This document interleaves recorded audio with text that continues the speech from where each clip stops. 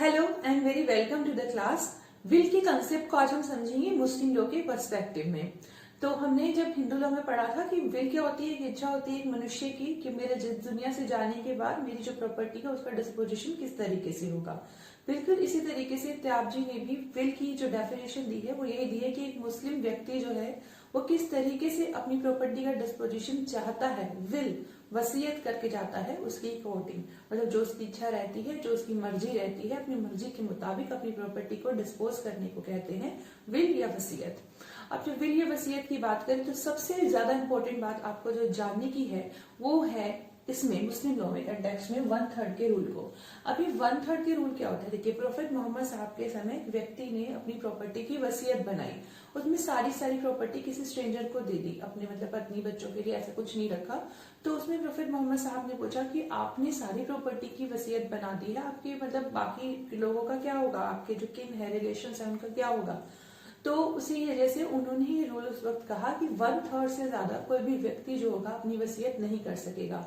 अब यहाँ पहली बात तो हमें समझ में आ गया कि 1/3 प्रॉपर्टी से ज्यादा एक व्यक्ति अपनी प्रॉपर्टी की वसीयत नहीं बना सकता। अब दूसरा कंसेप्ट हमें जो समझना है वो इम्पोर्टेंट इसी के रिगार्डिंग है, विल से रिगार्डिंग शुरुआत में, बाकी चीजों को समझने से पहले वो ये है कि जब विल बना रहा है व्यक्ति, जनरली मुस्लिम लॉ में जो विल बनती है वो एक स्ट्रेंजर के लिए बनती है। ऑल्दो एक विल जो है वो एक हायर उत्तराधिकारी के लिए भी बन सकती है, बट जनरली बनती स्ट्रेंजर के लिए है। रीजन ये रहता है कि जो उत्तराधिकारी रहता है, मतलब जो एक व्यक्ति है उसके मरने के बाद उसकी प्रॉपर्टी जो सक्सेशन के अकॉर्डिंग, उत्तराधिकार के अकॉर्डिंग किसी को मिलेगी, किसको मिलेगी, उसके बच्चों को मिलेगी, बीवी को मिलेगी, माँ को मिलेगी, उनके पिताजी को मिलेगी, जिनको भी मिलेगी, वो पूरा एक तरीका रहता है, एक मतलब पूरा ऑर्डर रहता है जिसमें कि उनको प्रॉपर्टी मिलनी होती है। तो पहले तो ये प्रॉपर्टी मिलनी ही है और दूसरा वसीयत से मिलेगी, तो डबल बेनिफिट वाला कंटेक्स्ट रहता है, कंसेप्ट रहता है। तो इसीलिए कह रहे हैं कि जब हमने बात करी कि विल की तो जनरली बनती है स्ट्रेंजर के लिए, हाँ एक उत्तराधिकारी के लिए भी बन सकती है। जब अगर यहाँ पर बात हो रही है एक उत्तराधिकारी की, तो अगर एक उत्तराधिकारी के लिए बन रही है और एक से ज्यादा उत्तराधिकारी है तो उन सबकी परमिशन होनी चाहिए कि ठीक है आप इस एक व्यक्ति के लिए जो है विल बनाना चाहते हैं बना लीजिए। और ऐसा भी हो सकता है कि स्ट्रेंजर और जो उत्तराधिकारी है दोनों को मिलाकर के बन रही है तब भी बन सकती है, लेकिन बेसिकली बात क्या है 1/3 से ज्यादा जो है वो विल नहीं बननी चाहिए। और उत्तराधिकारी के कॉन्टेक्स्ट में ये वाली बात हमें समझनी है कि जो अगर एक से ज्यादा उत्तराधिकारी है, लेगेटी है, सॉरी हायर्स है, तो उन सबकी परमिशन होनी जरूरी है। अब लेगेटी मेरे मुंह से निकल गया क्या टर्म होती है, लेगेटी वो व्यक्ति होता है जिसके फेवर में, जिसके लिए विल बनाई जाती है। तो एक पर्सन होता है लेगेटर या फिर टेस्टेटर और दूसरा जो होता है वो होता है लेगेटी। जिसके फेवर में बनती है वो होता है लेगेटी, जो बनाता है वो लेगेटर। जैसे हमने हिंदू लॉ में पढ़ा था टेस्टेटर, बस वही लेगेटर होता है। तो दो पार्टीज होती है लेगेटर और लेगेटी। स्ट्रेंजर के लिए बनती है जनरली मुस्लिम लॉ में, और रूल क्या है 1/3 की प्रॉपर्टी ज्यादा नहीं बन सकती। इसको हम एक एग्जाम्पल से समझ लेते हैं। एग्जाम्पल कैसे, से फॉर इंस्टेंस एक व्यक्ति है जिसके पास प्रॉपर्टी टोटल कितनी है 10,000 रुपए। एक व्यक्ति, मुस्लिम व्यक्ति है, उसके पास प्रॉपर्टी कितनी है 10,000 रुपए है। अब इस 10,000 रुपए ये कह रहे हैं कि 1/3 से ज्यादा का वो प्रॉपर्टी का विल नहीं बना सकता। लेकिन उसमें एक और रूल आपको याद रखनी है, वो क्या है, वो है फनरल का rule, funeral and date, funeral and date. अब इसमें क्या है कि मतलब एक व्यक्ति की जब मृत्यु हो जाएगी तो उसके अंतिम क्रियाक्रम के लिए जो भी पैसा होगा वो, और अगर उसने कोई उधार लेनदारी है वो, उसके लिए अगर उसने पहले से कुछ प्रोविजन नहीं बनाया तो जो इसकी प्रॉपर्टी है 10,000 पहले इसमें से वो जो चीजें रखी जाएंगी, यानी फनरल और डेट का जो खर्चा है पहले वो निकाला जाएगा। से फॉर इंस्टेंस अगर हम बात करते हैं कि इसके फनरल का खर्चा आ जाता है से 1,000 रुपए और इसका उधार रहता है 2,000 रुपए, तो टोटल कितना हो गया 3,000 रुपए। प्रॉपर्टी कितनी बची 7,000। अब जो ये 7,000 प्रॉपर्टी बची, कह रहे हैं कि 1/3 से ज्यादा का वो इसमें जो है बिल नहीं बना सकता। तो हम 7,000 को अगर 3 से डिवाइड करेंगे तो हमारे पास लगभग 2,300 रुपए कुछ इस तरीके से आ जाएगा, ठीक है ना। मतलब अगर हम करते हैं 3 दूनी 6, तो ठीक है इस तरह से अगर हम करेंगे तो 3 दिया 9, मतलब वही 2,300 रुपए तक कुछ ऐसे कुछ आ जाएगा। तो मतलब इससे ज्यादा की प्रॉपर्टी की वो बिल नहीं बना सकता है, ठीक है। अब ये हमें समझ में आ गया कि जो 1/3 का कंसेप्ट समझ में आ गया कि व्यक्ति जो होगा वो 1/3 से ज्यादा का बिल नहीं बना सकता। बिल जनरली स्टैंडर्ड के लिए बनती है, हायर के लिए भी बन सकते हैं, लेकिन बाकी सारे उत्तराधिकारियों की परमिशन के साथ में बनती है। अब यहाँ पर हमें ये भी समझ में आ गया, ये भी समझ में आ गया। अब जो इम्पोर्टेंट कंसेप्ट हमें समझना है विल के लिए एसेंशियल्स, कि क्या जरूरी चीजें हैं। पहली बात लेगेटर एंड लेगेटी और उनकी कॉम्पिटेंसी। तो जब लेगेटर की बात करें तो वो कॉम्पिटेंट होना चाहिए। अब कॉम्पिटेंसी की जब हम डेफिनेशन पढ़ते हैं इंडियन कॉन्ट्रैक्ट में या फिर कहीं पर भी, तो उसमें कुछ चीजें आती है। पहले आता है एज। तो एज की बात करें तो मेजोरिटी होना चाहिए, जो लेगेटर होता है वो मेजर होना चाहिए। अब मुस्लिम लॉ में तो प्यूबरिटी अचीव होती है तो उसको मेजोरिटी मान ली जाती है, puberty and majority are the same. पर जब हम विल की बात करते हैं तो विल की कंटेक्स्ट में जो मेजोरिटी होती है वो इंडियन मेजोरिटी एक्ट 1875 चलती है। कितना? 18 ईयर्स। और अगर कोर्ट ऑफ वॉर्थ एक्ट के अंतर्गत वो व्यक्ति आता है और ये हमें पता है कि कितना चलता है, एज 21 ईयर्स चलता है। ठीक है, तो लेगेटर की एज इस तरीके से डिसाइड होती है। फिर आ जाती है दूसरी कॉम्पिटेंसी की बात, होती है साउंड माइंड की। तो व्यक्ति को साउंड माइंड होना चाहिए, मतलब उसको पता होना चाहिए, पूरे होशोहवास में होना चाहिए कि मैं अपनी प्रॉपर्टी को इस तरीके से डिस्पोज करके जा रहा हूँ। अब उसमें भी एक और इम्पोर्टेंट बात आ जाती है, और वो ये कि अगर व्यक्ति साउंड माइंड है, उसने अपनी वसीयत बना दी, तो उसके 6 महीने तक, यानी आज की डेट में अगर वो अप्रैल चल रहा है, अगर वो अप्रैल में जो वसीयत बनाता है तो अप्रैल के बाद 6 महीने तक वो साउंड माइंड रहना जरूरी है। ये नहीं कि वो अगर 6 महीने के अंतर्गत अगर उसे अगर उसके कोई भी मतलब अनसाउंडनेस की कोई प्रॉब्लम हो जाती है तो विल जो भी वो वैलिड नहीं होगी। ये बात भी इंपॉर्टेंट हमें ध्यान रखनी है कि 6 महीने के बाद तक बस साउंड रहना जरूरी है विल बनाने के बाद। तो 2 कॉम्पिटेंसी हो गई, पहली कॉम्पिटेंसी हुई एज, दूसरी कॉम्पिटेंसी हुई साउंड माइंड, तीसरी है मुस्लिम। वेरी इंपॉर्टेंट, जब हम विल की बात करते हैं वो मुस्लिम लॉ के अंडर बना रहा है तो उसको मुस्लिम होना जरूरी है। अब अगर ऐसा होता है कि एक व्यक्ति होता है स्पेशल मैरिज एक्ट के अंतर्गत शादी कर लेता है, तो उस केस में जो उसकी विल का कॉन्सेप्ट होगा वो मुस्लिम लॉ के अकॉर्डिंग नहीं चलेगा, वो चलेगा इंडियन सक्सेशन एक्ट 1925। और मैंने आपको ये जब हमने हिंदू लॉ में पढ़ा था कि किस तरीके से वसीयत होती है, तो वो इंडियन सक्सेशन एक्ट 1925 के अंतर्गत जाता है। और तभी बताया था कि विल के जो प्रोविजन होते हैं वो मुस्लिम लॉ पे एप्लीकेबल नहीं होते इंडियन सक्सेशन एक्ट 1925 के। लेकिन यहाँ पर इस केस में, किस केस में, जब एक मुस्लिम स्पेशल मैरिज एक्ट के अंतर्गत शादी कर लेता है तो फिर उसके जो प्रोविजन होंगे विल से रिगार्डिंग, उसको जो डील करना होगा वो इंडियन सक्सेशन एक्ट 1925 के अकॉर्डिंग वो करेगा। तो ये बात समझ में आ गई हमें। अब अगर ऐसा होता है कि बंदे ने विल बना दी, विल बनाने के बाद क्या हुआ, वो मुस्लिम जो था, मतलब उसकी जो मुस्लिम था वो मुस्लिम नहीं रहा, तो उसने स्पेशल मैरिज के अंतर्गत अपने शादी कर ली, ऐसा कुछ हुआ, तो विल तब वैलिड रहेगी उसने अगर विल बनाने के बाद किया। तो ये वाली बात हमें भी ध्यान रखनी है। फिर हमें लेगेटर की कॉम्पिटेंसी समझ में आ गई, क्या क्या होता है। एक और इम्पोर्टेंट कंसेप्ट है सुसाइड से रिलेटेड। तो सुसाइड का कंसेप्ट ये है कि अगर व्यक्ति ने विल बनाने से पहले, ध्यान से सुनिएगा, अगर व्यक्ति ने विल बनाने से पहले सुसाइड अटेम्प्ट किया था तो उस केस में जो उसकी विल होगी वो वैलिड नहीं होती है। इसमें भी शिया और सुन्नी लॉ में अलग अलग मतभेद हैं। तो यहाँ पर हमें देखना है कि जो शिया लॉ ये बोलता है कि अगर सुसाइडल अटेम्प्ट हुआ विल बनाने से पहले तो विल जो होगी वो वैलिड नहीं होगी। जैसे एक व्यक्ति ए है, उसने सुसाइड करने की कोशिश की और उसके बाद वो विल बनाता है, तो शिया लॉ कहता है कि जो विल होगी वो वैलिड नहीं होगी। लेकिन जब सुन्नी लॉ की बात करें तो वो कहते हैं कि भले सुसाइड अटेम्प्ट हुआ पहले और फिर विल बनाई तो भी विल जो होगी वो वैलिड होगी। एक केस लो है मजहर हुसैन वर्सेस बोधा पीदी 1898 का केस। इस केस में ये हेल्ड हुआ था कि सुसाइडल अटेम्प्ट हुआ बाद में, विल बनी थी पहले, तो इसीलिए विल जो होगी वैलिड होगी। और इस चीज के ऊपर दोनों ही जो सेक्ट है, शिया भी और सुन्नी भी, एक ही बात से मत रखते हैं, एक ही बात पे जो है वो मानते हैं। क्या मानते हैं कि अगर सुसाइडल अटेम्प्ट जो है वो विल बनाने के बाद होता है तो विल जो होगी वो वैलिड होगी। तो इसमें ये वाली बात हमें समझनी है। अब हम आते हैं इस बात पे कि लेगेटी की कॉम्पिटेंसी होती है। तो लेगेटी की कॉम्पिटेंसी में ये हमें देखनी है, पहली बात कि लेगेटी कोई भी व्यक्ति हो सकता है, मुस्लिम भी हो सकता है, नॉन मुस्लिम भी हो सकता है, मतलब एक हिंदू भी हो सकता है, एक चैरिटेबल ऑर्गेनाइजेशन भी हो सकता है, एक महिला भी हो सकती है। और लेगेटी जो है वो मेजोरिटी उसने अचीव की हो तो भी मतलब चलेगा, नहीं की हो तो भी चलेगा, इवन चाइल्ड अभी नहीं हुआ है बोर्न तब भी चलेगा। अब जब चाइल्ड अभी बोर्न नहीं हुआ है उसमें 2 बातें ध्यान रखनी है। पहली बात तो ये चाइल्ड इन द वॉर्म होना चाहिए, मतलब माता के गर्भ में होना चाहिए जब उसने विल बनाई है। जब लेगेटर जो है विल बनाता है चाइल्ड के लिए जो अभी हुआ नहीं है लेकिन उसको माता के गर्भ में होना जरूरी है, चाइल्ड इन वॉर्म होना वो जरूरी है। और उसकी जो है मतलब बर्थ जो है उस व्यक्ति का, उस बच्चे का जिसके फेवर में विल बन रही है, लेगेटर की डेथ के 6 महीने के अंदर अंदर हो जाना जरूरी है। जैसे अगर लेगेटर की मृत्यु हो जाती है और उसने किसी बच्चे के लिए विल बनाई थी, वो चाइल्ड इन द वॉर्म है, तो उसका जन्म जो है 6 महीने के अंदर अंदर हो जाना चाहिए। तो चाइल्ड इन वॉर्म के लिए भी विल बन सकती है। तो लेगेटी कोई भी पर्सन हो सकता है, किसी भी धर्म से बिलोंग करता हुआ किसी भी ऑर्गेनाइजेशन के लिए बन सकता है, चाइल्ड इन वोम के लिए बन सकता है। ठीक है, तो ये हमें समझ में आ गया। अब फ्री कंसेंट की बात करें तो कंसेंट फ्री होनी जरूरी है, मतलब जो लेगेटर होता है जिसने विल बनाई है उसको किसी कोर्जन से थ्रू, किसी फ्रॉड के, मिसरिप्रेजेंटेशन, मिस्टेक, ये सारी चीजें जो है वो नहीं होनी चाहिए जब उसने विल बनाई है। और जब हम बात करते हैं लेगेटी की, तो लेगेटी को भी जो लेगेटर ने विल बना करके दी है उसको एक्सेप्ट करना जरूरी है, एक्सेप्टेंस होनी जरूरी है, मतलब उसने इस चीज को कहा हो कि ठीक है आई एग्री जो आपने मुझे दिया है। अगर ऐसा होता है कि अभी जो उसने एक्सेप्टेंस नहीं दी थी उससे पहले ही लेगेटी की मृत्यु हो जाती है, तो इसमें क्या होता है, जो लेगेटी होता है, ठीक है, जिस व्यक्ति के फेवर में बनी है विल, उसके जो उत्तराधिकारी है वो कंसेंट दे सकते हैं। अब इसमें भी शिया और सुन्नी के बीच में अलग अलग रूल्स हैं।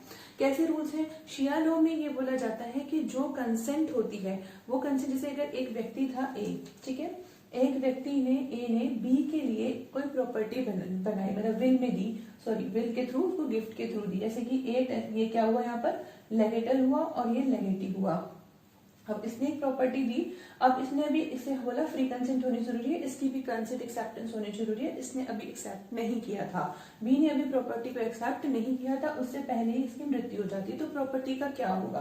तो कह रहे हैं जो अब शिया और सुन्नी में अलग अलग रूल्स हैं, तो सुन्नी लोग बोलता है कि जो इसके जो उत्तराधिकारी होंगे ऑटोमेटिकली उनके पास प्रॉपर्टी चली जाएगी, लेकिन शिया लोग ये कहते हैं कि जो प्रॉपर्टी होगी ना ऑटोमेटिकली नहीं जाएगी, उसके जो उत्तराधिकारी होंगे उनकी मर्जी है वो एक्सेप्टेंस दे या फिर नहीं दे। ये दोनों में अलग अलग मतभेद है। इसमें एक और कंसेप्ट आ जाती है, वो होता है लैप्स ऑफ लेगेसी। क्या है लैप्स ऑफ लेगेसी? अब लैप्स ऑफ लेगेसी का क्या मतलब होता है? लैप्स ऑफ लेगेसी का मतलब यह है कि जो लेगेटी होता है उसकी मृत्यु हो जाती है टेस्टेटर की मृत्यु से पहले। विल कब ट्रांसफर होगी? जब इसकी मृत्यु होगी। मृत्यु से पहले तो विल नहीं वो एग्जीक्यूट हो सकती, तो इसकी मृत्यु नहीं होती है बल्कि इसकी हो जाती है जिसके फेवर में बनी है, और लेगेटी की मृत्यु हो जाती है। तो क्या है जो लेगेसी है, जो मतलब विल है, वो क्या होगी? लैप्स हो जाती है, लैप्स ऑफ लेगेसी। अब यहाँ पर बात करते हैं, इसमें भी फिर वही बात आ जाती है कि शिया और सुन्नी में अलग अलग जो है मतभेद है। तो लैप्स ऑफ लेगेसी ये बोलता है कि अगर सुन्नी लोग है तो सुन्नी लोग में कह रहे हैं कि अगर जो टेस्टी मतलब जो लेगेटी है उसकी डेथ हो जाती है तो उस केस में क्या होगा, जो लेगेसी है, जो विल है, वो खत्म हो जाएगी, वो डिसॉल्व हो जाएगी, वो काम नहीं करेगी। अगर एक लेगेटी है तो, अगर एक से ज्यादा लेगेटी है तो क्या होगा, तो जो शेयर था अगर स्पेसिफाइड है तो, अगर अनस्पेसिफाइड है तो, से फॉर इंस्टेंस इन दोनों का शेयर बी के साथ साथ सी भी है और दोनों का शेयर जो है वो स्पेसिफाई हुआ है, तो स्पेसिफाई हुआ है तो जो इसका शेयर है वो इसे मिल जाएगा, जो इसका शेयर है वो वापस जो है इसके पास चला जाएगा। ठीक है, अब जो अगर यहाँ पर कह रहे हैं कि शेयर स्पेसिफाई नहीं है, मतलब ये प्रॉपर्टी दोनों के नाम थी लेकिन पता नहीं किसकी कितनी, तो जो भी प्रॉपर्टी है वो सारी इसके पास चली जाएगी। ऐसा है होता है सुन्नी लॉ में। अब शिया लॉ की बात करें तो शिया लॉ में कह रहे हैं कि अगर एक व्यक्ति है, यही व्यक्ति है, ये नहीं था, और इसकी जो है डेथ हो जाती है, इसकी डेथ से पहले, तो क्या होगा, जो लेगेसी है वो जो इसके उत्तराधिकारी है उनके पास चला जाएगा। ठीक है, अब ये बात हो गई। अब कह रहे हैं कि अगर एक से ज्यादा व्यक्ति है तो, एक से ज्यादा व्यक्ति है तो जो जिसका इतना शेयर होगा इसके पास चला जाएगा और बाकी का जो है वो इसके पास रहेगा जिसका इतना शेयर है। हाँ, यहाँ पर ये बात ध्यान रखनी है कि अगर लेगेसी की जो है लैप्स हो जाती है, लैप्स का मतलब ये है कि अगर व्यक्ति की डेथ हो जाती है, लेगेटी की डेथ हो जाती है, तो उस केस में ए के पास दोनों लॉज में, चाहे हम शिया की बात करें सुन्नी की बात करें, दोनों में ही अधिकार होता है कि वो जो होता है, जो विल है उसको रिवोक कर सकता है। अब रिवोकेशन की बात आ गई तो समझ में आ गया कि विल को रिवोक किया जा सकता है, ऑरली भी किया जा सकता है, रिटन भी किया जा सकता है और इम्प्लाइडली भी किया जा सकता है, एक्सप्रेसली भी किया जा सकता है। एक्सप्रेसली तो कह के कि मैं विल खत्म करता हूँ, ठीक है, अपनी जीवित कब तक कर सकता है, जब तक उसकी मतलब जीवित उस अवस्था है तब तक वो लैप्स कर सकता है, उसको जो है रिवोक कर सकता है अपने विल को। अगर इम्प्लाइडली की बात करें तो इम्प्लाइडली जो प्रॉपर्टी जिसकी वसीयत बनाई थी उसे बेच दी, उसे डिस्ट्रक्ट कर दिया, इस तरीके से इम्प्लाइडली उसने जो है विल को खत्म कर दिया, लेगेसी को खत्म कर दिया, तो कंसेंट हो गया। अब आता है फॉर्मेलिटीज। तो ऐसे कुछ फॉर्मेलिटीज नहीं है मुस्लिम लॉ में विल की जब हम बात करें, बस एक ही बात है और वो है इंटेंशन। इंटेंशन का मतलब है कि जब विल बना रहा है लेगेटर, टेस्टेटर, तो क्लियरली समझ में आ जाना चाहिए उनके वर्ड से कि वो विल बनाने की इच्छा रखता है। वर्ड जो है वो अनएम्बिगुअस होने चाहिए, अनक्लियर नहीं होने चाहिए, ठीक है। फिर प्रॉपर्टी मस्ट बी बीक्विथेबल। प्रॉपर्टी कोई भी बन सकती है, कॉर्पोरल, इनकॉर्पोरल, मूवेबल, इमूवेबल, कोई भी प्रॉपर्टी हो सकती है, बट वो बीक्विथेबल नेचर में होनी चाहिए। इसका मतलब व्यक्ति जो है, जो टेस्टेटर है, जो विल बना रहा है, उसकी खुद की होनी चाहिए और वो ट्रांसफरेबल इन नेचर होनी चाहिए। फिर लेगेटर के पास टेस्टामेंट्री राइट होने चाहिए। टेस्टामेंट्री राइट में मैंने आपको बता दिया क्या कंसेप्ट है, 1/3 प्रॉपर्टी की वो कर सकता है, इससे ज्यादा नहीं कर सकता है। अब यहाँ पर आती है एक बात, क्या सबसे इंपॉर्टेंट बात, दो रूल्स हमें और समझने हैं, एक तो रेटेबल डिस्ट्रीब्यूशन का और एक प्रेफरेंशियल डिस्ट्रीब्यूशन का। ये दोनों रूल्स क्या है? ये दोनों रूल्स ये हैं कि अगर ऐसा होता है कि व्यक्ति ने यानी लेगेटर ने 1/3 से ज्यादा प्रॉपर्टी को अगर बीक्वेथ कर दिया है यानी वसीयत बना दी है, तो उस केस में क्या होगा? इस केस में कह रहे हैं कि अगर एक व्यक्ति है, जो एक कौन व्यक्ति, एक लेगेटी, अगर एक व्यक्ति है जिसके नाम पे 1/3 से ज्यादा की प्रॉपर्टी कर दी है तो क्या होगा, और अगर एक से ज्यादा व्यक्ति है तो क्या होगा? अगर कह रहे हैं कि अगर एक ही व्यक्ति है और उसके नाम 1/3 से ज्यादा कर दिए तो उस केस में क्या होगा, 1/3 प्रॉपर्टी जो वाली प्रॉपर्टी जो वसीयत रहेगी वो तो वैलिड रहेगी और बाकी उससे ज्यादा जो उसने किए हैं वो इनवैलिड हो जाएगी ऑटोमेटिकली। तो सिंपल हो गया। लेकिन अगर एक से ज्यादा लेगेसी के लिए बनाई गई हो, एक से ज्यादा लेगेटी के लिए बनाई गई हो, तो उस केस में क्या होता है, उसी के लिए दो रूल्स आते हैं, एक होता है रेटेबल डिस्ट्रीब्यूशन का और एक होता है प्रेफरेंशियल डिस्ट्रीब्यूशन का। देखो ये क्लियर दिख रहा होगा कि रेटेबल डिस्ट्रीब्यूशन सुन्नी लॉ में एप्लीकेबल होता है, प्रेफरेंशियल डिस्ट्रीब्यूशन शिया लॉ में एप्लीकेबल होता है। अब ये है क्या, बिल्कुल आपके सामने मैथमेटिकल इक्वेशन लिख दी है, तो जिसको मैथ नहीं आती मेरे जैसे उनको शायद प्रॉब्लम हो सकती है, जैसे मेरे को नहीं आती बिल्कुल भी, लेकिन ये बहुत ईजी है, बहुत ईजी, ठीक है। कैसे समझिए, रेटेबल डिस्ट्रीब्यूशन का मतलब है कि रेट करना है, रेट का मतलब डिडक्शन होगा, डिडक्शन किस होगा, प्रोपोर्शन के अकॉर्डिंग। प्रोपोर्शन का मतलब रेशियो निकालेंगे। रेशियो कैसे निकालेंगे, देखिए हमें पता है कि मुस्लिम लॉ के अंडर जो व्यक्ति अपनी वसीयत कर सकता है वो 1/3 से ज्यादा नहीं कर सकता। अब हमने कहा कि अगर एक ही लेगेटी है, से फॉर इंस्टेंस ए जो है वो बी के नाम कुछ वसीयत लिख के जाता है, सिर्फ बी ही है और लिख जाता है वो ए 1/3 से ज्यादा यानी हाफ प्रॉपर्टी की रख जाता है अपनी, तो जो 1/3 रहेगी वो वैलिड रहेगी और बाकी जितनी प्रॉपर्टी होगी वो इनवैलिड हो जाएगी क्योंकि वो उसके उत्तराधिकारी को मिलनी है। तो ये चीज इसके अंदर सही है। अब कह रहे हैं कि यहाँ पर सी के नाम भी है, डी के नाम भी है, ऐसे अगर उसे प्रॉपर्टी कर दी, इस एग्जाम्पल में देखो इसने हाफ प्रॉपर्टी ए को दे दी, 1/4 प्रॉपर्टी बी को दे दी, 1/4 प्रॉपर्टी सी को दे दी, तो अब क्या होगा ये बताता है हमें रेटेबल डिस्ट्रीब्यूशन और प्रेफरेंशियल डिस्ट्रीब्यूशन शिया लॉ में। तो रेटेबल डिस्ट्रीब्यूशन देखिए क्या कह रहा है कि हमें देखना है कि जो हाफ प्रॉपर्टी है, हाफ कितने बनाई है, उसने जो व्यक्ति था, से फॉर इंस्टेंस जी था, जी ने जो प्रॉपर्टी ए को दी वो हाफ प्रॉपर्टी दी थी, तो कह रहे हैं कि 1/3 कितना होगा, हाफ ऑफ 1/3 कितना होगा, 1/6। 1/4 का निकालेंगे, 1/3 तो कितना हो जाएगा, 1/12। इस तरीके से 1/4 होगा, अगर 1/4 का फिर से 1/4 है तो 1/3 निकालना है तो 1/12 हो जाएगा। टोटल मिला के कितना हो जाएगा, 1/3 हो जाएगा। सिंपल सी बात ऐसी है कि अगर हमने 1/3 प्रॉपर्टी को कैलकुलेट करना है, क्योंकि 1/3 से ज्यादा तो नहीं कर सकता, तो जितने भी हायर, जितने भी लेगेटीज होंगे, जितने के फेवर में एक विल बना के गया है व्यक्ति, उन सबका जितना शेयर रहेगा, इसका जो था कितना शेयर है, हाफ, तो हम क्या करेंगे, इसका हाफ ही शेयर रखेंगे। 1/3 प्रॉपर्टी में इसका हाफ शेयर रखेंगे और इसका जो था 1/4 था, तो हम 1/3 प्रॉपर्टी में 1/4 इसका शेयर रखेंगे। इसका 1/4 रखे गया तो इसका भी हम 1/3 प्रॉपर्टी में कितना रखेंगे, 1/4 शेयर रखेंगे। तो इनका उसी अकॉर्डिंग कैलकुलेट करके हिस्सा बन जाएगा प्रॉपर्टी में, यानी उसी को अकॉर्डिंग जितना उनको 1/3 में 1/3 का आधा बनता ना, तो उनको उतनी ही प्रॉपर्टी में उतना ही हिस्सा मिल जाएगा जिसको जितनी दी गई है। और प्रेफरेंशियल डिस्ट्रीब्यूशन की बात करें तो बहुत इजी है।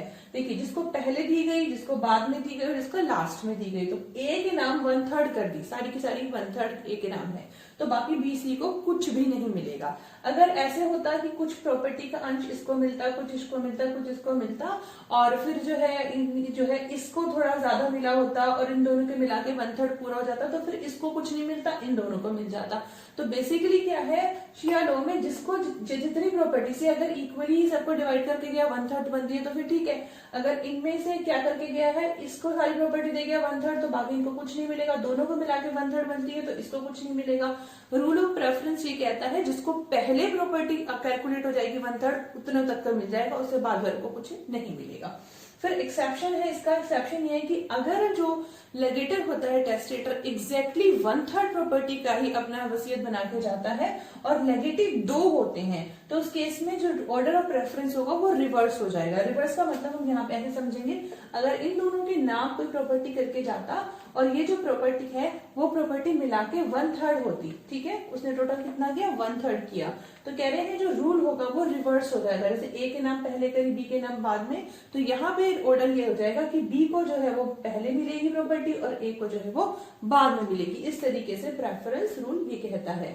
अब रिटेबल समझ में आ गया ना, बहुत ही इजी है। प्रोपोर्शन में जिसको जितना प्रोपोर्शन मिला है 1/3 बनाने के लिए, टोटल बनाना हमें 1/3 है, 1/3 बनाने के लिए हम उतनी प्रॉपर्टी का 1/3 हिस्सा निकाल लेंगे, उस प्रॉपर्टी के हिस्से को 1/3 में कन्वर्ट करते हुए टोटल 1/3 बना लेंगे और व्यक्ति को उसी हिसाब से जो है प्रॉपर्टी दे दी जाएगी। तो ये हो गया विल का कंसेप्ट अंडर मुस्लिम लॉ।